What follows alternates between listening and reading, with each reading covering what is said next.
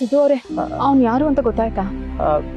ಇಲ್ಲ ಮೇಡಮ್ ಅವರೇ, ನಾನು ಎಲ್ಲ ರೀತಿಲೂ ಹುಡ್ಕೋ ಪ್ರಯತ್ನ ಮಾಡ್ತವನೆ, ಆದರೆ ಗೊತ್ತಾಯ್ತಲ್ಲ. ಅವನ ಹುಡ್ಕೋದಕ್ಕೆ ನಮ್ಮ ಹುಡುಗರಿಗೂ ಹೇಳಿವ್ನಿ, ಆದರೆ ಇನ್ನೊಂದು ಸ್ವಲ್ಪ ಸಮಯ ಬೇಕಾಗುತ್ತೆ ಮೇಡಮ್ ಅವರೇ. ನೀವು ಹೇಳೋದು ನನಗೆ ಅರ್ಥ ಆಗುತ್ತೆ ಸಿದ್ದು ಅವರೇ, ಆದರೆ ಕಾಯೋ ಅಷ್ಟು ತಾಳ್ಮೆ ಇಲ್ಲ ನನಗೆ. ಮೋಸದಿಂದ ತಾಳಿ ಕಟ್ಟಿರೋ ಮೋಸಗಾರನ ಆದಷ್ಟು ಬೇಗ ನೋಡಬೇಕು ಅನ್ನಿಸ್ತಿದೆ. ಅಲ್ಲ ಮೇಡಮ್ ಅವರೇ, ಯಾಕೆ ಹಿಂಗೆ ಬೈತೀರಿ? ಅಲ್ಲ, ಅವ್ನು ಯಾವ ಉದ್ದೇಶದಿಂದ ತಾಳಿ ಕಟ್ಟಿದ್ನೋ ಏನೋ, ಅವನ ಮನಸ್ಸಲ್ಲಿ ಏನಿದೆ ಅನ್ನೋದು ನಿಮಗೆ ಗೊತ್ತಿಲ್ವಲ್ಲ. ನೀವು ಮದುವೆಗೆ ಒಪ್ಕೊಳ್ಳೋದಿಲ್ಲ ಅನ್ನೋ ಬೈಕ್ ಹಿಂಗೆಲ್ಲ ಮಾಡಿರ್ಬೋದಲ್ವಾ? ಅವನಷ್ಟು ಒಳ್ಳೆಯವನಾಗಿದ್ದಿದ್ರೆ ನನ್ನ ಹತ್ರ ಬಂದು ಮಾತಾಡಬೇಕಿತ್ತು. ಅದನ್ನ ಬಿಟ್ಟು ಮಲ್ಗಿರೋವಾಗ ತಾಳಿ ಕಟ್ಟು ಹೋದ್ನಲ್ಲ, ಅದು ಒಳ್ಳೆತನನ? ಇಂಥ ನೀಚ್ ಕೆಲಸ ಮಾಡ್ದವನ್ ಪರವಾಗಿ ಮಾತಾಡ್ತಿದ್ದೀರಲ್ಲ. ನನ್ನ ಪರಿಸ್ಥಿತಿ ನಿಮಗೆ ಕಾಣಿಸ್ತಿಲ್ವಾ ಸಿದ್ದು ಅವರೇ? ಒಂದು ಹೆಣ್ಣು ಗಂಡ ಇಲ್ಲದೆ ಸಮಾಜದಲ್ಲಿ ಬದುಕಕ್ಕೆ ಎಷ್ಟು ಕಷ್ಟಪಡ್ತಿದ್ದಾಳೋ, ಅದಕ್ಕಿಂತ ಹೆಚ್ಚಾಗಿ ತಾಳಿ ಕಟ್ಟೋನ್ ಯಾರು ಅಂತ ಗೊತ್ತಿಲ್ಲದೇನೆ ಕಷ್ಟಪಡ್ತಿದ್ದೀನಿ. ನಾನು ನರಳಾಡ್ತಿರೋದು ನಿಮಗೆ ಕಾಣಿಸ್ತಿಲ್ವಾ? ಎಲ್ಲ ಗಂಡಸರ ತರಾನೇ ಮಾತಾಡ್ಬಿಟ್ರಲ್ಲ. ನೀವು ಹೀಗೆ ಅಂತ ನನಗೆ ಗೊತ್ತಿರಲಿಲ್ಲ ಸಿದ್ದು ಅವರೇ.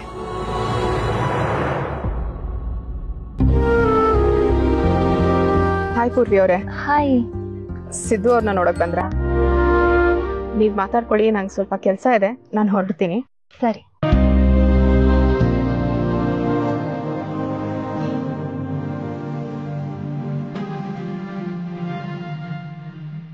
ಅವ್ರು ಯಾಕೆ ನಾನು ಬಂದ ತಕ್ಷಣ ಕೆಲಸ ಇದೆ ಅಂತ ಹೇಳಿ ಹೊರಟ್ಬಿಟ್ರಲ್ಲ? ಏನ್ ಮಾತಾಡ್ತಿದ್ರಿ? ನಾವೇನು ಮಾತಾಡ್ತೀವಿ, ಆಫೀಸ್ ವಿಷಯ ಮಾತಾಡ್ತಾ ಇದ್ವಿ. ಛೇ, ನಾನೇ ತಾಳಿ ಕಟ್ಟಿದ್ದು ಅಂತ ಹೇಳಬೇಕು ಅಂತ ಬಂದಾಗ್ಲಿಲ್ಲ, ಏನಾದರೂ ಒಂದು ಎಡವಟ್ಟು ಮಾಡ್ಕೊಂಡು ಹೇಳ್ದೆ ಇರೋಗಾಗ್ತಿದೆ.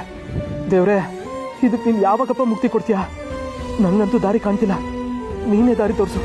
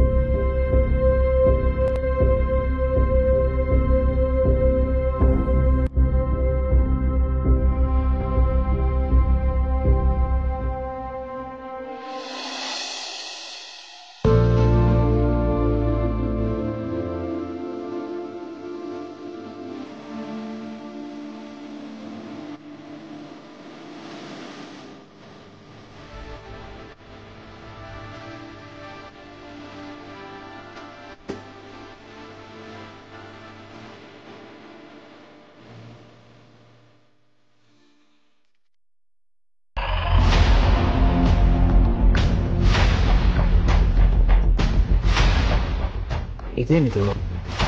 ನಾನು ಚಿನ್ನ ಮರಿಯನ್ನು ನೋಡಬೇಕು ಅಂತ ಆಫೀಸ್ ಕೆಲಸ ಎಲ್ಲ ಬಿಟ್ಟು ಬಂದಿದ್ದೀನಿ. ಇಷ್ಟು ತೋರು ನೆನಪಿಸ್ಕೊತಾನೂ ಇದ್ದೆ. ಯಾರೋ ನೆನಪು ಮಾಡಿಕೊಂಡ್ರೆ ಇವ್ರ ಬಿಕ್ಳಿಕೆ ಬರುತ್ತೆ. ಹಾಗಾದರೆ ನಾನು ನೆನಪು ಮಾಡ್ಕೋತಾ ಇದ್ದೀನಿ, ಖಂಡಿತ ಬಿಕ್ಳಿಕೆ ಬಂದೇ ಬರುತ್ತೆ. ನೋಡೋಣ.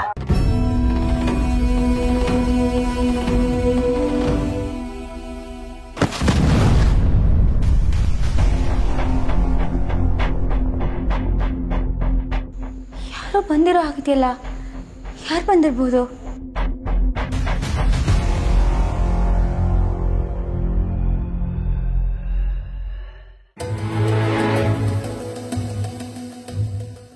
ಯಾರು ಬಂದಿಲ್ವಲ್ಲ, ಗಾಳಿಗೇನೋ ಬಿತ್ತೇನೋ, ಅದಕ್ಕೆ ಶಬ್ದ ಆಗಿರ್ಬೇಕು.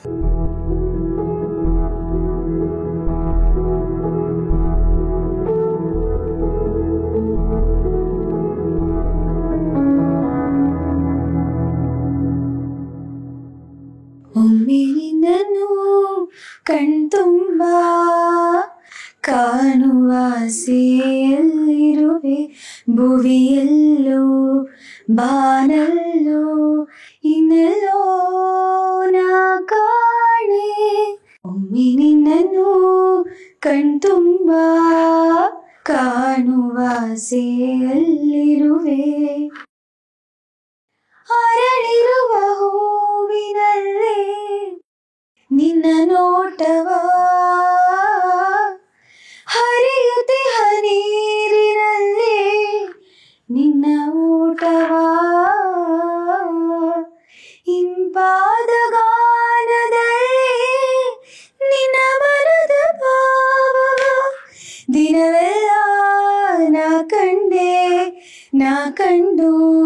ಬೆರಗಾದೆ ಒಮ್ಮೆ ನಿನ್ನನ್ನು ಕಣ್ತುಂಬ ಕಾಣುವ ಆಸೆಯಲ್ಲಿರುವೆ ಭುವಿಯಲ್ಲೋ ಬಾನಲ್ಲೋ ಇನ್ನೆಲ್ಲೋ ನಾ ಕಾಣೆ.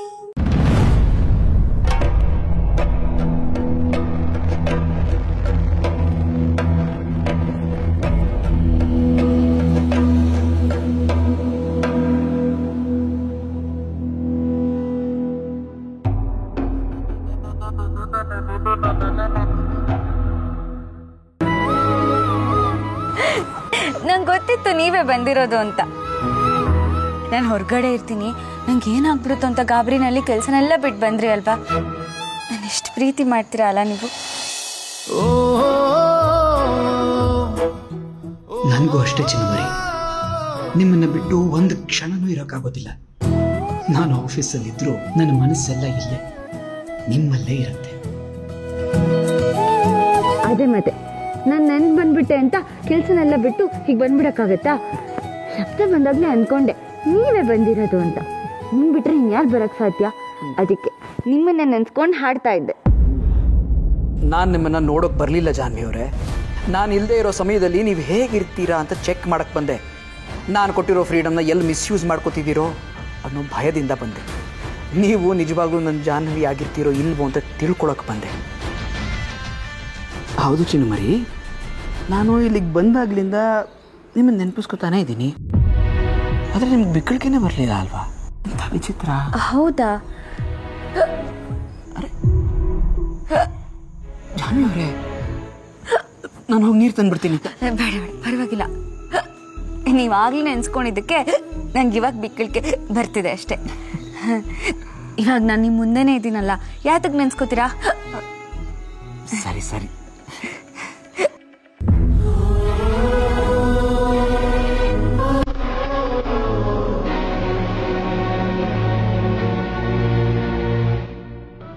ಈ ಖುಷಿಗೋಸ್ಕರನೇ ರೀ ಬಿಕ್ಕಳಿಕೆ ಬಂದಾಗ ನಾಟಕ ಮಾಡಿದ್ದು.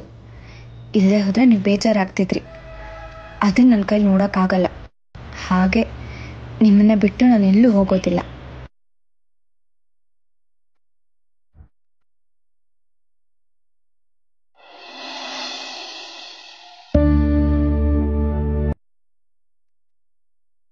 ಲಕ್ಷ್ಮಿ, ತಗೋ ಈ ಪಾಸ್ಬುಕ್ ಇಟ್ಟು. ಏನ್ರಿ ಇದು? ಇದನ್ನ ಯಾಕೆ ನನಗೆ ಕೊಡ್ತಾ ಇದ್ದೀರಾ? ನನ್ನ ಹತ್ರ ಎಷ್ಟು ದುಡ್ಡಿದೆ ಅಂತ ನಿನಗೂ ಗೊತ್ತಿರಲಿ. ಇದರಲ್ಲಿ ನನ್ನ ರಿಟೈರ್ಮೆಂಟ್ ದುಡ್ಡು, PF ದುಡ್ಡು ಎಲ್ಲ ಇದೆ. ಇನ್ಮೇಲೆ ಈ ಪಾಸ್ಬುಕ್ ನಿನ್ನ ಹತ್ರನೇ ಇಲ್ಲ. ಅಲ್ಲ ರೀ, ನಿಮ್ಮ ಹತ್ರ ಎಷ್ಟು ದುಡ್ಡಿದೆ ಅಂತ ನಿಮಗ್ ಗೊತ್ತಿದ್ರೆ ಸಾಕಲ್ವಾ? ಸಾಲದು, ನಿನಗೂ ಗೊತ್ತಿರ್ಬೇಕು. ರೀ, ನನ್ಗೆ ನಿಮ್ ಮೇಲೆ ನಂಬಿಕೆ ಇದೆ ರೀ. ನೀವ್ ಯಾವತ್ತಾನೆ ದುಡ್ಡನ್ನ ಕಳ್ದಿದ್ದೀರಾ ಹೇಳಿ?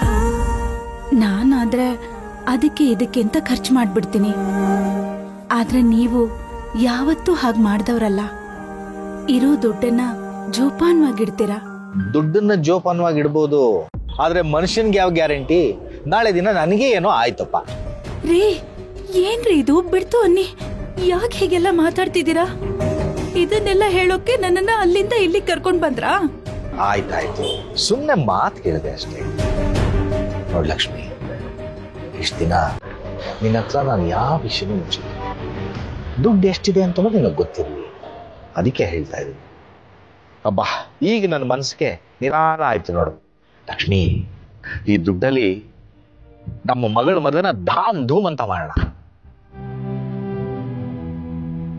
ಅದಾದ್ಮೇಲೆ ನಿನ್ ಕನಸಿನ ಹಾಗೆ ಒಂದು ಲಕ್ಷ್ಮೀ ನಿವಾಸನೂ ಕಟ್ಟೋಣ.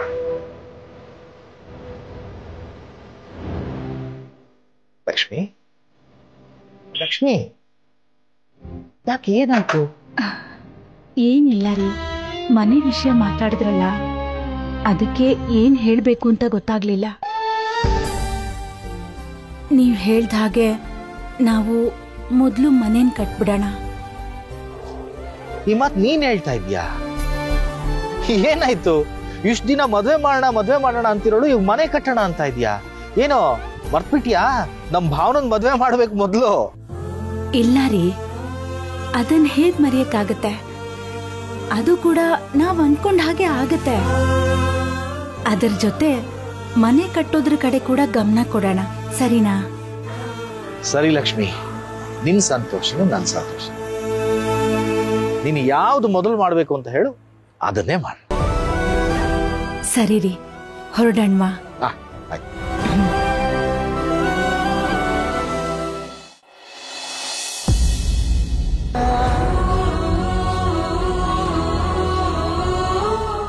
ಸಿದ್ದು ಅವರೇ, ನಿಮ್ ತಂದೆಯವರು ಇನ್ಕಮ್ ಟ್ಯಾಕ್ಸ್ ಫೈಲ್ ಮಾಡೋದ್ರಲ್ಲಿ ಅಷ್ಟೊಂದು ಪ್ರಾಬ್ಲಮ್ ಇದೆಯಾ? ಏನಿಲ್ಲ. ಯಾಕೆ ಮೇಡಮ್ ಅವರೇ ಹಿಂಗೆ ಕೇಳ್ತಿದ್ದೀರಾ? ಭಾವನವ್ರು ಯಾವಾಗ್ಲೂ ಅದೇ ವಿಷಯಕ್ಕಲ್ವಾ ನಿಮ್ಮನ್ನ ಮೀಟ್ ಮಾಡೋದು? ನಾನು ಸುಮಾರು ಸಲ ಗಮನಿಸಿದ್ದೀನಿ, ಅದಕ್ಕೆ ಕೇಳಿದೆ. ಅಯ್ಯೋ, ಹಂಗೇನಿಲ್ಲ ಮೇಡಮ್ ಅವರೇ. ಅವರು ನಮ್ಮ ಸಂಬಂಧಿಕರಲ್ವಾ, ಹಿಂಗೆ ಸಿಕ್ಕಾಗೆಲ್ಲ ಮಾತಾಡ್ತಿರ್ತಾರೆ. ಅವ್ರು ಮಾತಾಡಿದ್ಮೇಲೆ ನಾನು ಮಾತಾಡ್ತಿದ್ರೆ ಸರಿ ಹೋಗೋದಿಲ್ವಲ್ಲ, ಅದಕ್ಕೆ ಮಾತಾಡ್ತಿರ್ತೀನಿ ಅಷ್ಟೇ. ಸರಿ, ಹೋಗ್ಲಿ ಬಿಡಿ. ಅದೇನೋ ಇಂಪಾರ್ಟೆಂಟ್ ವಿಷಯ ಮಾತಾಡ್ಬೇಕಿತ್ತು ಅಂತ ಕರೆದ್ರಲ್ಲ, ಏನಾ ವಿಷಯ? ಅಂತ ಮುಖ್ಯವಾದ ವಿಷಯ ಏನಿಲ್ಲ ಮೇಡಮ್ ಅವರೇ, ಮಾಮೂಲಿ ವಿಷಯನೇ. ಆದ್ರೆ ಅದನ್ನ ಇಲ್ಲಿ ಮಾತಾಡೋದು ಬೇಡ, ಬನ್ನಿ ದೇವಸ್ಥಾನಕ್ಕೆ ಹೋಗಿ ಮಾತಾಡೋಣ. ದೇವಸ್ಥಾನ ಯಾಕೆ? ಯಾವ್ದಾದ್ರು ಮಾಲ್ಗೆ ಹೋಗೋಣ, ರೆಸ್ಟೋರೆಂಟ್ಗೆ ಹೋಗೋಣ, ಅವಾಗ ನಮ್ಮನ್ನು ಯಾರು ಡಿಸ್ಟರ್ಬ್ ಮಾಡಲ್ಲ. ಇವ್ರಿಗಿರೋ ಜೋಶ್ ನೋಡ್ತಿದ್ರೆ ಸೀದಾ ನನ್ನ ಕಲ್ಯಾಣ ಮಂಟಪಕ್ಕೆ ಕರ್ಕೊಂಡು ಹೋಗೋ ಥರ ಇದ್ದಾರೆ. ನೋಡಿ ಮೇಡಮ್ ಅವರೇ, ನಾನು ಏನೇ ಕೆಲಸ ಮಾಡೋಕ್ಕೂ ಮುಂಚೆ ದೇವಸ್ಥಾನಕ್ಕೆ ಹೋಗಿ ಒಂದು ನಮಸ್ಕಾರ ಹಾಕೊಂಡೆ ಮಿಕ್ಕಿದ ಕೆಲಸ ನೋಡೋದು. ಅದರಲ್ಲೂ ದೇವಸ್ಥಾನಕ್ಕಿಂತ ಪ್ರಶಾಂತವಾಗಿರೋ ಜಾಗ ಬೇರೆ ಯಾವುದೂ ಇಲ್ಲ. ನಡೀರಿ ಹೋಗಮ್ಮ. ಸರಿ, ಬನ್ನಿ.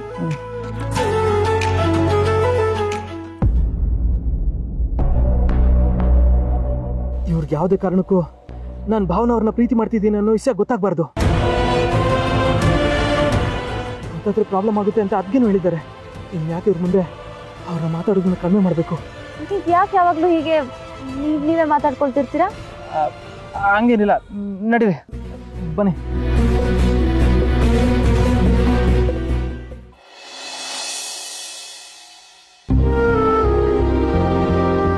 ಸೀರಣ ಯಾವತ್ತೂ ನನಗಿನ ಮುಂಚೆನೇ ಬಂದು ಕಾಯ್ತಾ ಇದ್ದ. ಇವತ್ತು ಎಷ್ಟೊತ್ತಾದರೂ ಬರಲಿಲ್ವಲ್ಲ? ಮನೇಲಿ ಏನಾದ್ರು ಪ್ರಾಬ್ಲಮ್ ಆಗಿರ್ಬೋದಾ? ಯಾವುದಕ್ಕೊಂದು ಫೋನ್ ಮಾಡೇ ಬಿಡೋಣ.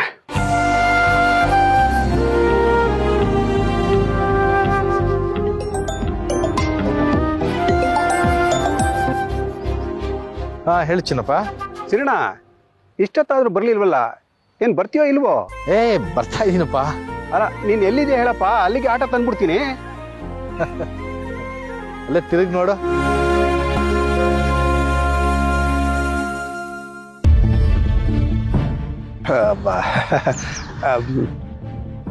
ಅದಕ್ಕೇನು ಕರ್ಕೊಂಡು ಎಲ್ಲೋ ಹೊರಟಾಗಿದೆ. ಬನ್ನಿ, ನಾನೇ ಡ್ರಾಪ್ ಮಾಡ್ತೀನಿ. ಚೆನ್ನಪ್ಪ, ಇನ್ಮೇಲೆ ನಿನ್ನ ನಾಟಕ ಎಲ್ಲ ಬೇಕಾಗಿಲ್ಲ. ಲಕ್ಷ್ಮಿಗೆ ಎಲ್ಲ ವಿಷಯ ಹೇಳ್ಬಿಟ್ಟಿದ್ದೀನಿ. ನಾನು ಪ್ರತಿದಿನ ಆಫೀಸ್ಗೆ ಹೋಗ್ತೀನಿ ಅಂತ ಹೇಳಿ ಊಟ ತಗೊಂಡು ಬರೋದು, ನಿನ್ನ ಹತ್ರ ಇಲ್ಲಿ ಗಾಡಿ ಇಸ್ಕೊಂಡು ನನ್ನ ಡ್ಯೂಟಿ ಮೇಲೆ ಹೋಗೋದು ಎಲ್ಲ ಅವಳಿಗೆ ಗೊತ್ತಾಗೋದು. ಅಬ್ಬಾ, ಈಗ ನನಗೆ ಸಮಾಧಾನ ಆಯಿತು. ಕೆಲಸ ಹೋದಾಗಿಂದ ನಿಮ್ಮ ಹತ್ರ ಹೇಳಕ್ಕಾಗ್ತಾ ಇಲ್ಲ. ಪ್ರತಿ ದಿವಸ ಏನಾದ್ರು ಸುಳ್ಳು ಹೇಳಬೇಕು ಅಂತ ಕುಂತ್ಕೊಂಡ್ರು ನಿಂತ್ಕೊಂಡ್ರು ಅದೇ ಯೋಚನೆ ಮಾಡ್ತಾ ಇದ್ದ. ಮೂರನೇವರಿಂದ ವಿಷಯ ತಿಳಿಯೋದಕ್ಕೆ ಬದಲು ನನ್ನಿಂದನೇ ನನ್ನ ಲಕ್ಷ್ಮಿಗೆ ವಿಷಯ ಗೊತ್ತಾದ್ರೆ ನನಗೆ ಸಮಾಧಾನ ಅಂತ ಹೇಳ್ತಿದ್ದ. ಆ ವಿಷಯ ಹೇಳ್ತಾ ಇದ್ದಾಗಲೆಲ್ಲ ನನಗೆ ಅರ್ಥ ಆಗ್ತಾ ಇತ್ತು ನಮ್ಮ ಸೀನಣ್ಣ ನಿಮ್ಮ ಮೇಲೆ ಎಷ್ಟು ಪ್ರೀತಿ ಇಟ್ಕೊಂಡಿದ್ದಾರೆ ಅಂತ. ಸದ್ಯ ಇವಾಗೆಲ್ಲ ಹೇಳಿದ್ನಲ್ಲ, ನಿಮ್ಮಿಬ್ಬರು ಖುಷಿ ಆಯ್ತೋ ಇಲ್ವೋ ಗೊತ್ತಿಲ್ಲ, ನನಗಂತೂ ಫುಲ್ ಖುಷಿ. ನಾನು ಹೇಳಿಲ್ಲ ಚೆನ್ನಪ್ಪ, ಲಕ್ಷ್ಮಿನೇ ನಾನು ಆಟೋ ಓಡಿಸೋದು ನೋಡ್ಬಿಟ್ಟು ನೋಡಿ ಕೇಳಿದ್ಲು. ನಾನು ನಿಜ ಹೇಳ್ಬೇಕಾಯ್ತು. ಯಾರಿಂದನೋ ವಿಷಯ ಅತ್ತಿಗೆ ಗೊತ್ತಾಗ್ಲಿಲ್ವಲ್ಲ, ಅದಕ್ಕೆ ನಾನು ಖುಷಿ ಪಡ್ಬೇಕು. ನೋಡು, ಇದೇ ಖುಷಿಲಿ ನೈಟ್ ಡ್ಯೂಟಿ ಡೇ ಡ್ಯೂಟಿ ಎರಡು ಜಮಾಯಿಸು. ಅಣ್ಣ, ನನ್ನ ಬಗ್ಗೆ ಯಾವಾಗ್ಲೂ ಯೋಚನೆ ಮಾಡಬೇಡಿ ಅಂತ ಇವ್ರಿಗೆ ಹೇಳ್ತೀನಿ.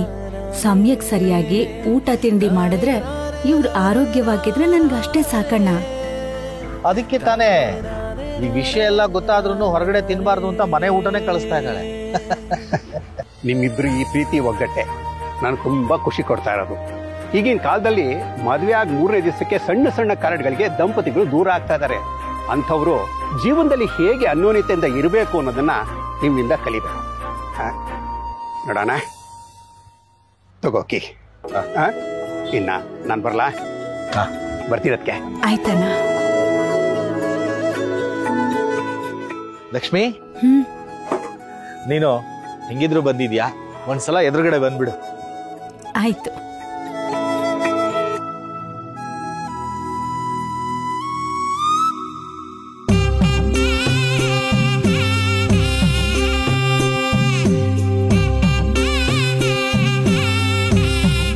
ಬರ್ತೀರಿ. ಹೋಗಿ ಬನ್ನಿ.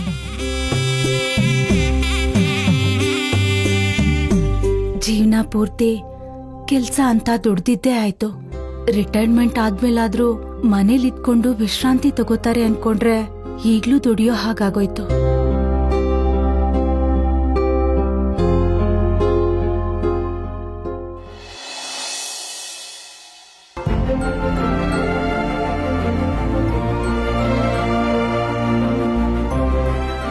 ಗೌಡ್ರೆ ನಾನು ಪ್ರದಕ್ಷಿಣೆ ಹಾಕ್ತೀನಿ. ಸರಿ.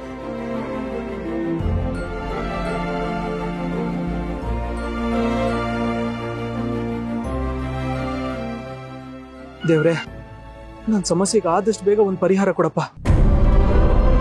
ಮನೇಲಿ ಬೇಡ ಅಂದ್ರು ಮದುವೆ ಮಾಡೋಕೆ ತಯಾರಿ ಮಾಡ್ಕೋತಾವ್ರೆ. ಅವ್ರಿಗೆ ಏನ್ ಹೇಳ್ಬೇಕು ಅಂತಲೇ ಗೊತ್ತಾಯ್ತಿಲ್ಲ. ಇಲ್ಲಿ ನೋಡಿದ್ರೆ ಮೇಡಮ್ ಅವ್ರಿಗೆ ಸತ್ಯನೂ ಹೇಳಕ್ಕಾಗ್ತಿಲ್ಲ. ಇದ್ರ ನಡುವೆ ಈ ಪೂರ್ವಿಯವ್ರು ಬೇರೆ ನನ್ನ ಪ್ರೀತಿ ಮಾಡ್ತೀನಿ ಅಂತಿದ್ದಾರೆ. ನನಗೆ ಏನ್ ಮಾಡ್ಲಪ್ಪ? ನೀನೇ ನನಗೆ ದಾರಿ ತೋರಿಸ್ಬೇಕು.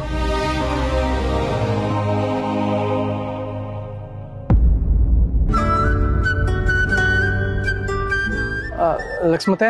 ಸಿದ್ದು, ನಾನೇ ನಿನ್ಗೆ ಫೋನ್ ಮಾಡ್ಬೇಕು ಅಂತಿದ್ದೆ, ಆದ್ರೆ ಮನೇಲಿ ಏನೇನೋ ಸಮಸ್ಯೆಗಳಾಗಿ ಫೋನ್ ಮಾಡಕ್ಕಾಗ್ಲಿಲ್ಲ. ಸದ್ಯ ಇಲ್ಲೇ ಸಿಕ್ಕಿದ್ಯಲ್ಲ. ಯಾಕೆ ಲಕ್ಷ್ಮತೆ? ಇನ್ನೇನಿದ್ಯಪ್ಪ, ಆ ಹುಡುಗನ್ ಬಗ್ಗೆ ಏನಾದ್ರೂ ಗೊತ್ತಾಯ್ತಾ ಅಂತ ಕೇಳೋಕೆ ಬಂದೆ. ಅವನ್ ಸಿಗೋವರೆಗೂ ನಮಗ್ ನೆಮ್ಮದಿ ಇಲ್ಲ. ಭಾವನಾ ಅಂತೂ ಯಾರ ಹತ್ರನೂ ಸರಿಯಾಗಿ ಮಾತಾಡಲ್ಲ. ಯಾವಾಗ್ಲೂ ಅದೇ ಯೋಚನೆಲಿರ್ತಾಳೆ. ಯೋಚನೆ ಮಾಡ್ಬಿಡಿ ಲಕ್ಷ್ಮತೆ, ನಾನು ಅದೇ ಕೆಲಸದಲ್ಲಿ ಅವನೇ. ನಮ್ಮ ಹುಡುಗರಿಗೂ ಹುಡುಕ ಕೇಳಿವ್ನೆ. ಆದಷ್ಟು ಬೇಗ ಸಿಕ್ಕೇ ಸಿಗ್ತಾನೆ. ಆದಷ್ಟು ಬೇಗ ಅವನು ಯಾರು ಅಂತ ಗೊತ್ತಾದ್ರೆ ಅಷ್ಟೇ ಸಾಕಪ್ಪ. ಲಕ್ಷ್ಮತೆ, ಹಿಂಗ್ ಕೇಳ್ತೀನಿ ಅಂತ ಬೇಜಾರಾಗ್ಬಿಡಿ. ಅದೇನ್ ಕೇಳ್ಸಿದ್ದು? ಅದು ಆ ಹುಡುಗ ಸಿಕ್ಕಿದ್ರೆ ನೀವೇನ್ ಮಾಡ್ತೀರ ಲಕ್ಷ್ಮತೆ? ಅಂದ್ರೆ ನಿಮ್ ಮನ್ಸಲ್ಲಿ ಏನಿದೆ ಅಂತ ತಿಳ್ಕೊಳಕ್ ಹಿಂಗ್ ಕೇಳ್ತಾವನಷ್ಟೇ. ಮೊದ್ಲು ಅವ್ನ್ ಸಿಗ್ಲಿ. ಅವನು ಯಾರು, ಯಾಕೆ ಹೀಗ್ ಮಾಡ್ದ ಅಂತ ಗೊತ್ತಾದ್ಮೇಲೆ ಏನ್ ಮಾಡ್ಬೇಕು ಅಂತ ಯೋಚನೆ ಮಾಡಿದ್ರಾಯ್ತು. ಸಿದ್ದು, ನಾನ್ ನಿನ್ನೆ ನಂಬಿದ್ದೀನಪ್ಪ. ನೀನ್ ನನಗ್ ಪರಿಚಯ ಆಗಿದ್ದೆ ದೇವಸ್ಥಾನದಲ್ಲಿ. ಅಲ್ಲಿಂದ ಇಲ್ಲಿವರೆಗೂ ನನ್ನ ಎಲ್ಲಾ ಕಷ್ಟಗಳಿಗೂ ನೀನ್ ಆಸರೆ ಆಗಿದ್ಯಾ. ಯಾವ ತೊಂದರೆ ಇದ್ರು ಅದನ್ನ ನಿನ್ನೆ ದೂರ ಮಾಡಿದ್ಯಾ. ನನ್ ಕಷ್ಟ ಪರಿಹಾರ ಮಾಡಕ್ಕೆ ಆ ದೇವ್ರೇ ನಿನ್ನನ್ನ ಕಳಿಸಿದಾನೆ ಅನ್ಸತ್ತೆ. ಇದೊಂದ್ ಸಹಾಯ ಮಾಡಿದ್ರೆ ನೀನ್ ಉಪಕಾರನ ಜೀವನ ಪೂರ್ತಿ ಮರಿಯಲ್ಲಪ್ಪ. ಅಯ್ಯೋ ಲಕ್ಷ್ಮತೆ, ದಯವಿಟ್ಟು ನೀವು ಹಿಂಗೆಲ್ಲ ಮಾತಾಡ್ಬೇಡಿ. ನೀನ್ ನನ್ನ ಪಾಲಿಗೆ ದೇವ್ರಿದ್ದಾಗೆ. ಈ ದೇವ್ರು ಏನ್ ಕೇಳುತ್ತೋ ಅದನ್ನ ಮಾಡೋದಷ್ಟೇ ನನ್ನ ಕರ್ತವ್ಯ.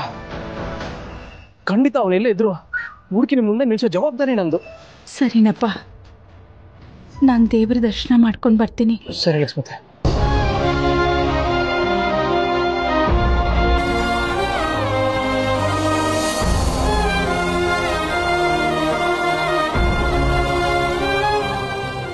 ಸಿದ್ದವ್ರೆ,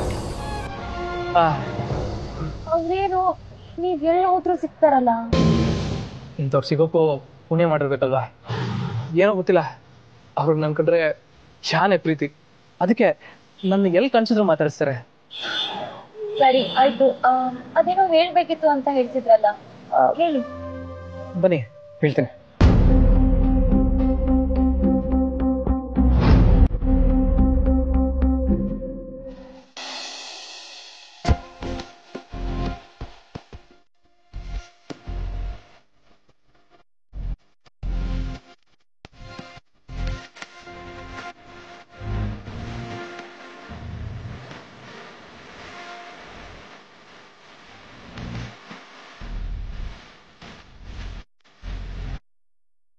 ಏನ್ರಿ ಅವ್ರಿಬ್ರನ್ನ ಹಾಗೆ ನೋಡ್ತಾ ಇದ್ದೀರಾ?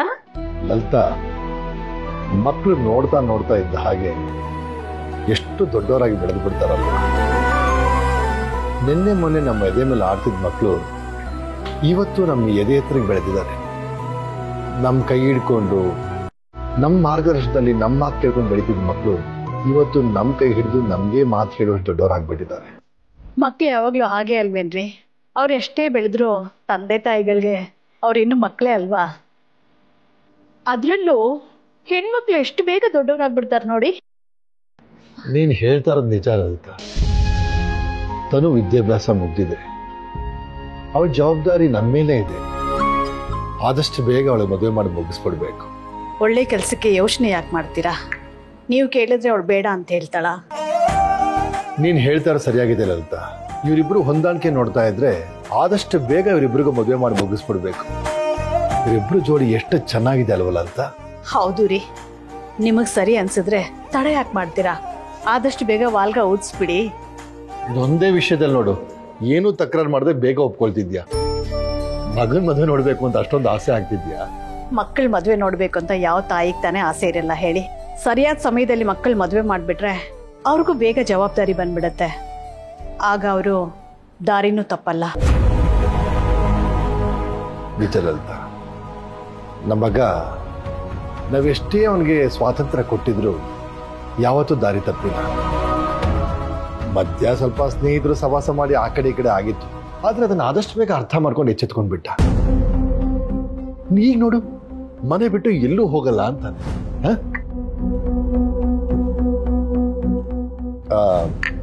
ಲಲಿತಾ, ಮದ್ವೆ ವಿಷಯವಾಗಿ ಏನಾದ್ರೂ ಅವನ ಹತ್ರ ಮಾತಾಡ್ತೀಯಾ? ಇಲ್ಲಪ್ಪ, ನಾನೇನು ಮಾತಾಡಿಲ್ಲ. ಆ ವಿಷಯ ನೀವೇ ಮಾತಾಡ್ಬಿಡಿ. ಸರಿ, ಸರಿಯಾದ ಸಮಯ ಸಂದರ್ಭ ನೋಡಿ ನಾನು ಅವನ ಹತ್ರ ಮಾತಾಡ್ತೀನಿ. ಅದಕ್ಕೆ ಮುಂಚೆ ಪುರೋಹಿತರನ್ನ ಕರೆಸಿ ಅವರಿಬ್ರು ಜಾತಕ ಒಂದ್ಸರಿ ನೋಡ್ಬಿಡೋಣ.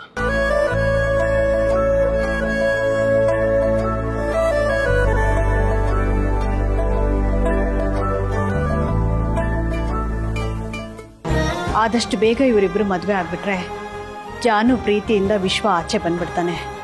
ಆಗ ಅವನ ಜೀವನನೂ ಸುಖವಾಗಿರುತ್ತೆ.